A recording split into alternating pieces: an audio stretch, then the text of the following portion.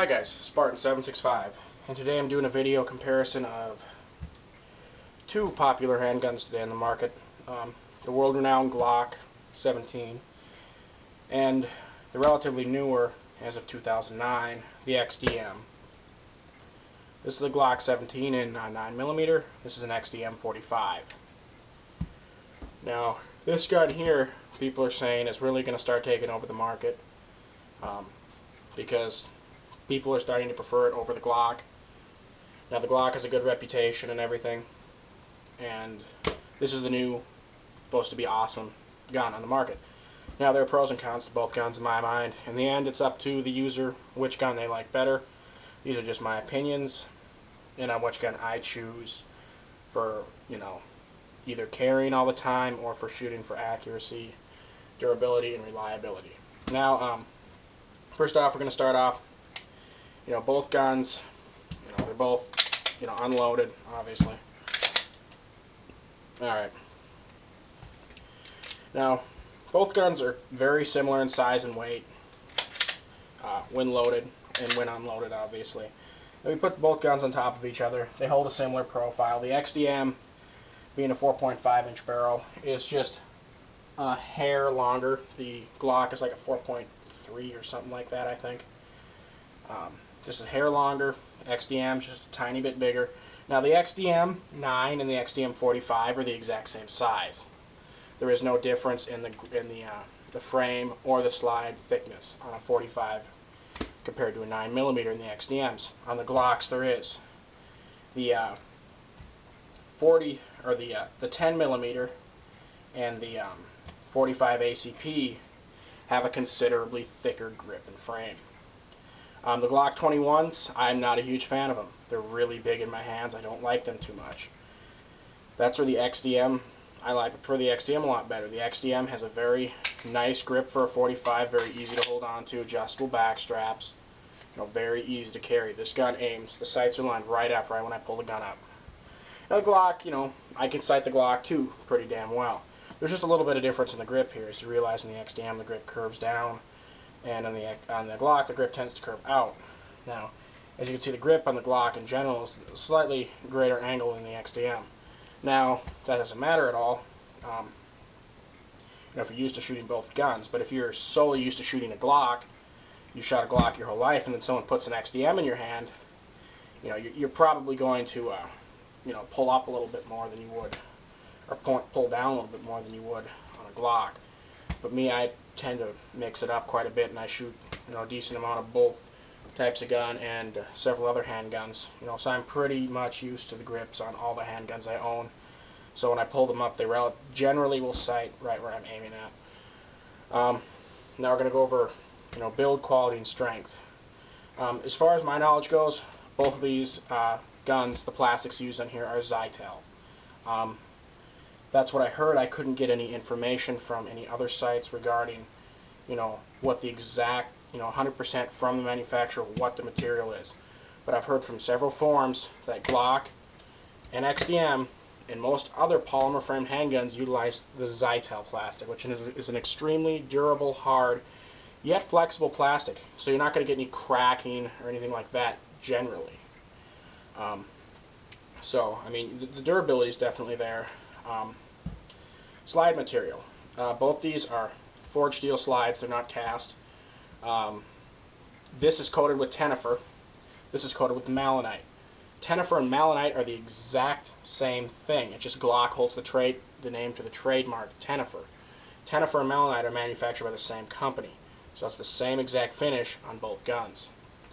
As far as grip textures, XDM, Springfield Armory really took a lot of work into getting their grip down.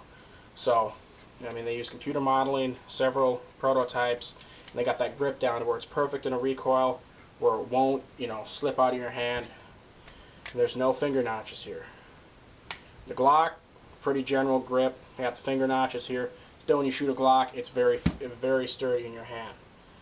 This is just a little bit more engineered in the grip than this is, but they both shoot just as well. Trigger guard in the Glock is a little bit more thicker than it is in the XDM, and I can appreciate that, because if I'm I haven't done this yet, but if you want to bump fire on a bump board, which is a board that you make with a post on it that you can bump fire your pistol on. Haven't done that yet. Don't really want to do that. I don't like doing that to my guns because they're not designed for that. But if I was going to do that, I would rather do it on the Glock than the XDM, because naturally they're both made out of the same plastics. Naturally, the trigger guard on the Glock is going to be a bit stronger than it is in the XDM. Alright, trigger safeties. Now the trigger safety on the XDM has its own spring inside there. It's very pronounced and very, firm. Trigger safety on the Glock is a little bit more sloppy. But the trigger safety is very good in the Glock as well. Still, it doesn't really matter. As long as the trigger safety works, that's all that matters. As far as trigger goes, I do prefer the trigger in the XDM over the Glock. The Glock has a bit of a stiffer trigger pull. You're looking at about 5.5 pound trigger pull in the Glock. My XDM from the factory, haven't done anything to it. I want to say it's probably at about a 3.5 pound trigger pull. They're advertised as 5, but this is more like a 3.5 pound trigger pull. I did a trigger job one of my other guns where I set it at 3.5, and it's just about the same as this. The reset time on this trigger is a lot quicker. Overall, I like the trigger better in the XDM 45. The XDM, that's one thing that they really went for, was their ease of trigger pull. That was a really stupid phrase to use, but ease of use and the smoothness of the trigger is just a little bit better. But if you look at the way the gun operates, the XDM is a little bit more complicated internally than the Glock. Now, you can get trigger kits for your Glock to get your trigger down to 2 pounds if you want. They're out there. Or you can just do a trigger job yourself, which is what I would do. If you know how to do that. If you don't know how to do that, or you're not 100% confident, don't do a trigger job yourself, because you can have an accidental discharge. That's what happens. A lot of people get hurt with handguns is they'll try to do a trigger job, they don't know what they're doing, and they end up shooting themselves in the foot because they don't do it right. Trigger job should be done by a professional, or or unless you really know what you're doing, like I do. I've done several trigger jobs before. Okay, now we're going to go over takedown. Takedown of the XDM 45, you do not have to dry fire it to decock it to take it down. You simply just pull it back, similar to a SIG takedown, except you push the takedown lever up. Okay, then just pull back, and obviously take the magazine out too. Pull back on the slide, release it slowly. Okay, slide comes right off. Now, right away, you're going to see here the inside. Now, here you have a sear. You have your firing pin safety right here, and here's your disconnector, and your locking block, and your takedown lever. Now, we're going to do the same thing for the Glock. As you can see, it's clear. I'm going to put a snap cap in there. I don't like dry firing Glocks because I've heard, not a lot, but some stories about cracked breech face from dry firing.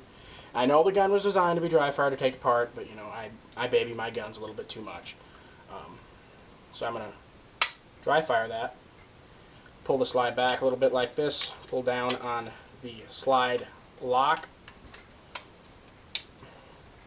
And this is a slide lock. On a Glock, this is called a slide lock, the takedown buttons.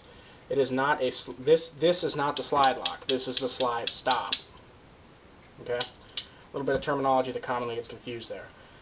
Alright, now we're going to look at the internals, the inside of the frame, just to compare. Now, we're going to look at the locking block on the XDM first.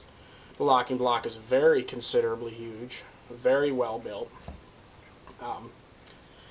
And the locking block on the Glock is right here, very well built again. Now, as you can see, in the locking block also acts as the slide, or the frame rails for the slide. Now, on the Glock, that's separate. That's two pieces of what appears to be, I want to say, 2mm thick stamped sheet steel. Same with the back, they're metal. Now, that's just fine.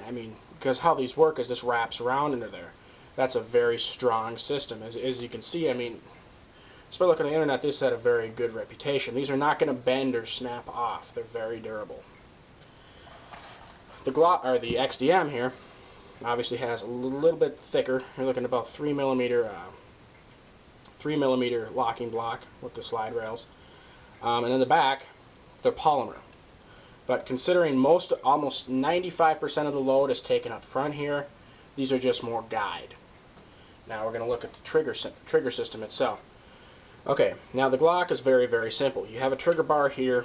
This pushes up your firing pin safety right here, and the trigger bar is connected to the sear. And when the trigger is pulled, here, let me reset the trigger. When the trigger is pulled, the sear goes. This is what's called a connector right here. This little piece. The trigger bar rides along that and it pushes down. Now when the slide comes back forward to prevent it from full auto, inside here, this little groove, okay, when it closes, pushes on this part right here called the connector, and that snaps the sear back up. Now there are only, if you exclude the spring, there's only two parts to this trigger system right here. You have your trigger bar, which also acts as your firing pin block safety, and firing pin block safety. Oh God, what the hell is the name of that? The technical name. We're going to call it the safety unlock. Okay, that's not what it's actually called. I brain farted the terminology. And the trigger bar, unlock, sear, it's all one piece.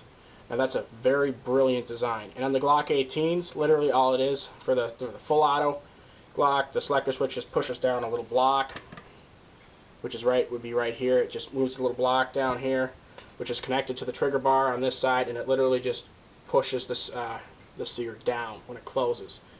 And then this, when it closes,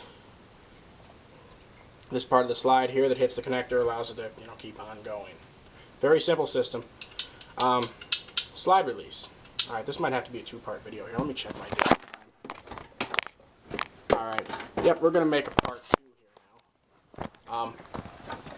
Alright, part 2 is coming up here. I'm going to have to end the video because the time's getting a little long. Comments, questions, send me a message. Part 2 will be up next.